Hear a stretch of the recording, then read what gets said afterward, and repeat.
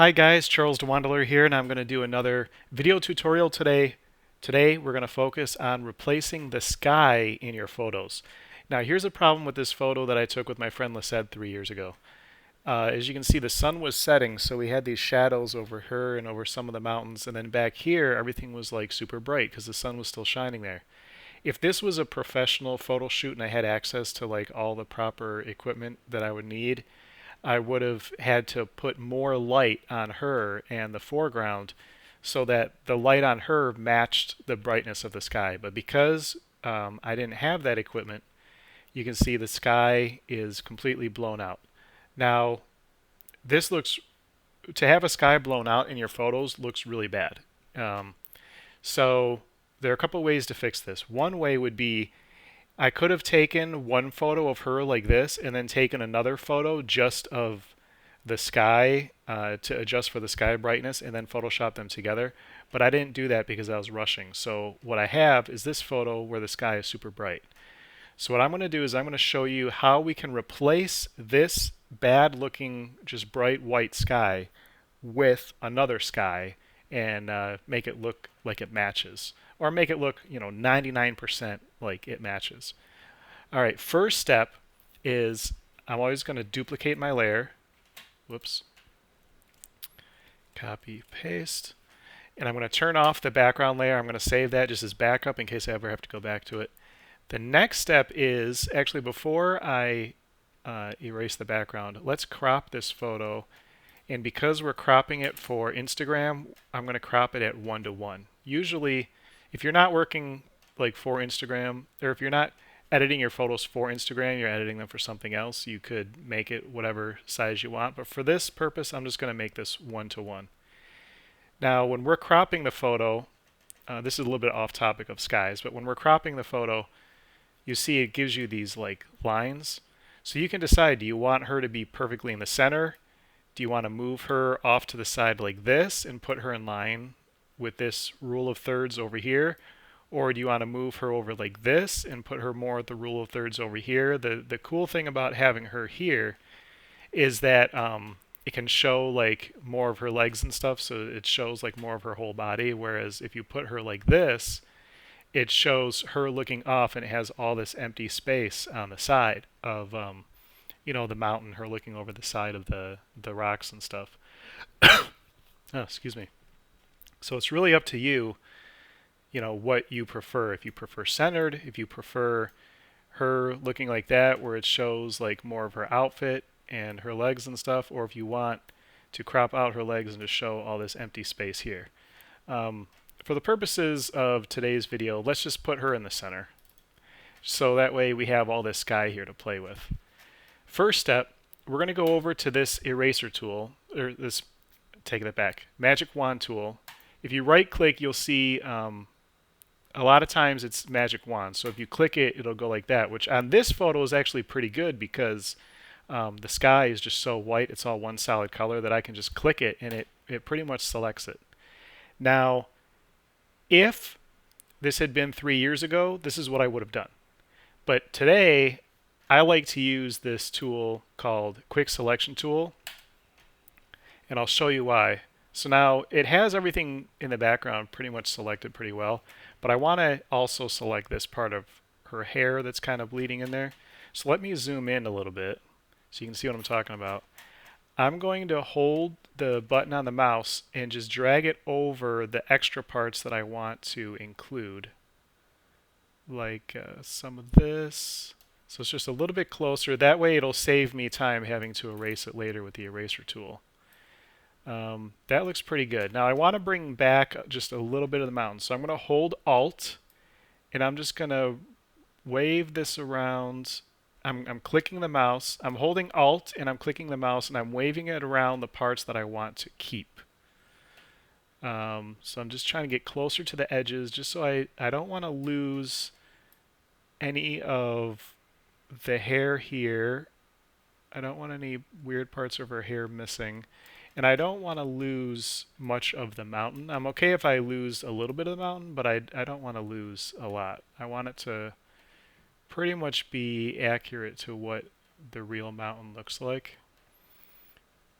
All right, I think that looks pretty good. Now, we've got a pretty good edge here. Instead of making it a super hard edge, I'm going to right click and click feather, and I'm going to put the feather at about 3, just because of the size of the photo. I think 3 is pretty good. I'm going to click OK. Now I'm going to click delete, and as you can see, it deleted the background. Perfect. That's what we wanted. I could go in and just adjust a little bit with the eraser tool. Like I could make my eraser, I like to keep it pretty soft. I could make it a little bit bigger, and I could just clean up a little bit more, like around her head or around the rocks if I think there's a little bit of stuff bleeding or there's too much of the sky there or something. For right now, I think this is pretty good. So I'm just going to move on to a background.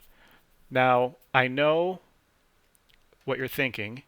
You're thinking, where do I, if I didn't take a picture of the sky myself on the day of the shoot, where do I get a picture of the sky? And I know you don't want to steal somebody else's work. You don't want to pirate another photographer's photos because that would, that would be mean to just steal somebody else's work without their permission. Here's a resource that I've used in my other videos, and I'll show it to you again here. I like to use this website. I like to use this website called Pexels because this is not pirated photos. These are photos that the photographers have actually given us to use for free. So I've even put some photos on here too. So here's what I'm going to do. I'm going to type sky, see what kind of sky photos I get, and I'm also going to consider looking at horizon because this photo kind of looks like a horizon here with the mountains.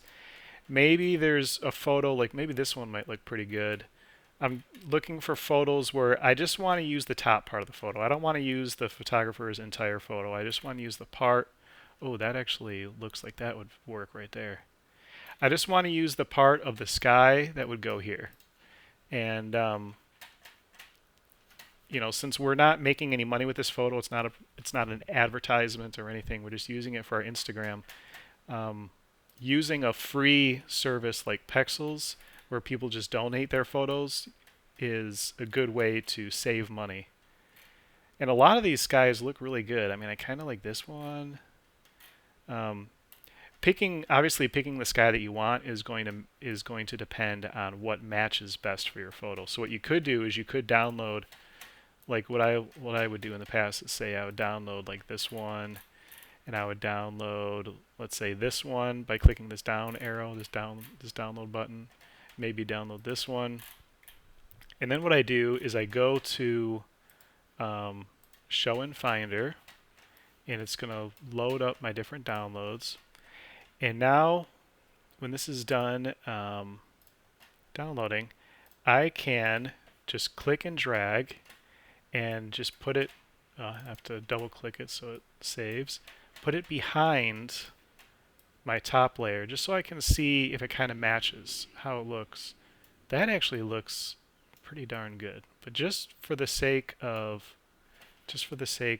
argument, let's try throwing, oh, that's the one I already used. Oh no, this is the one. Let's try throwing this one in there and see how that one looks. If it looks better or same or worse. That looks pretty good. I still like this other one better. Let's try this third one.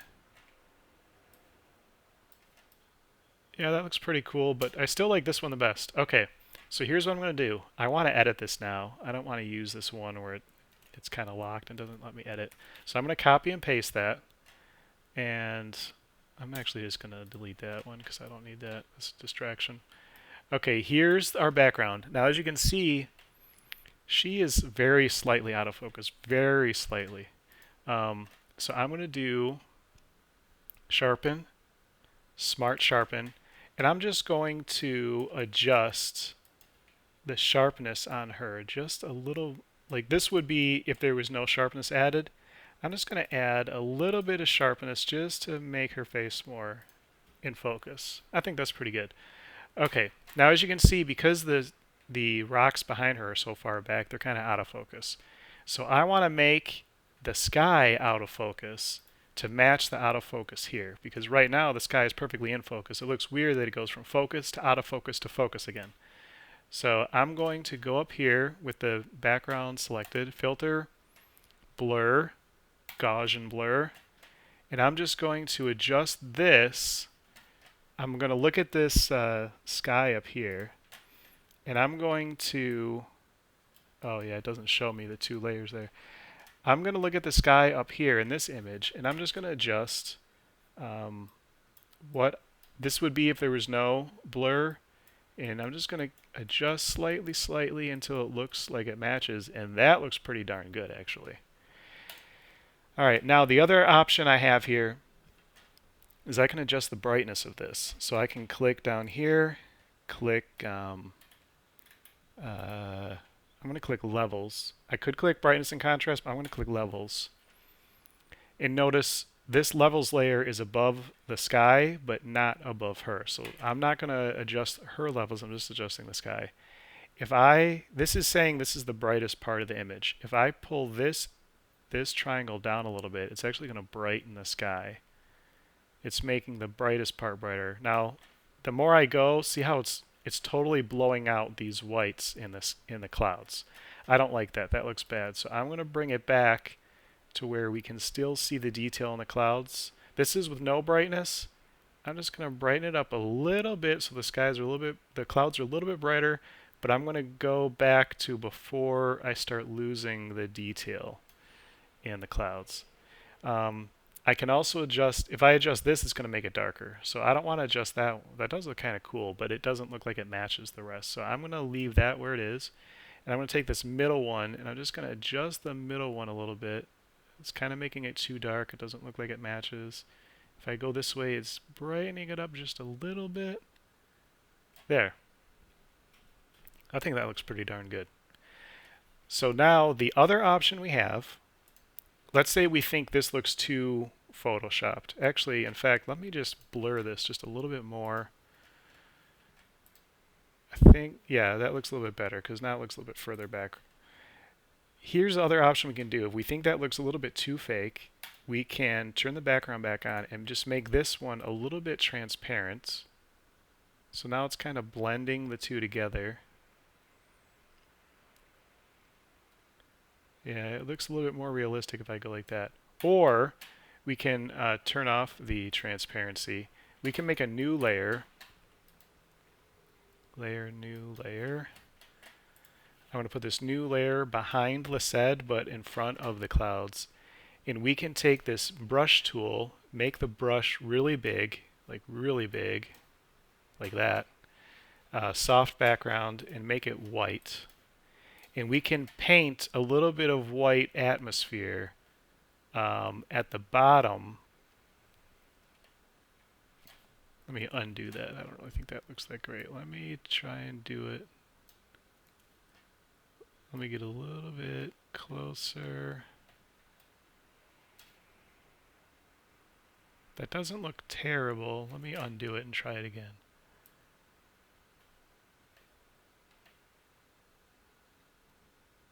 There, I think that looks pretty good. And then you can also adjust the opacity of this too. You could say, that's too much white. I want to bring it down a little bit. In fact, let's bring it down a little bit to like 75. Now that looks kind of good. I think adding a little bit of white there helped add a little bit more atmosphere to the bottom to help blend it a little bit more. And now if we want, we could go back here and just try this again. Make this a little bit transparent so it kind of matches. I think that looks pretty good. I think that looks pretty darn good. Now let's go down here. I just want to add a little bit of saturation of color. And I'm going to do this at the top layer. So let's add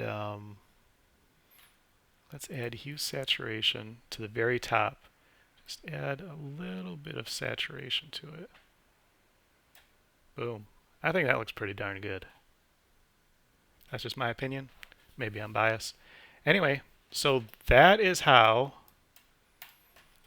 you take a photo that maybe you don't really like the way it looks because I'll show you the original photo again. You don't really like the way it looks because just the sky, it just looks so bad. It's so blown out. But then you add these layers to it, add some color correction, add a little bit of white, and all of a sudden, now you've got a new sky over where, and then add a little bit of saturation to it. Now you've got a new sky where the old sky was that you messed up, and now you've got a really nice looking photo with a nice sky in there. Alright guys, thanks for watching this video. If you want to see more Photoshop tutorials, subscribe to my channel. Also, if you want to help me out, go to my website, charlesdewandeler.com, and check out like my books and stuff that I have for sale. These are all fiction books. Some of them are comedies. This one's more of a scary book. Upon a Time is more romantic. This one, Frank Kenny's, more action. And then I've also got a couple of short films here and a feature film parody movie, which is now on Tubi. You can watch it for free on Tubi. Anyway, if you want, go check out my stuff. Support my books and my movies. And if you have any questions or comments, leave them in the comments below. And thanks for watching.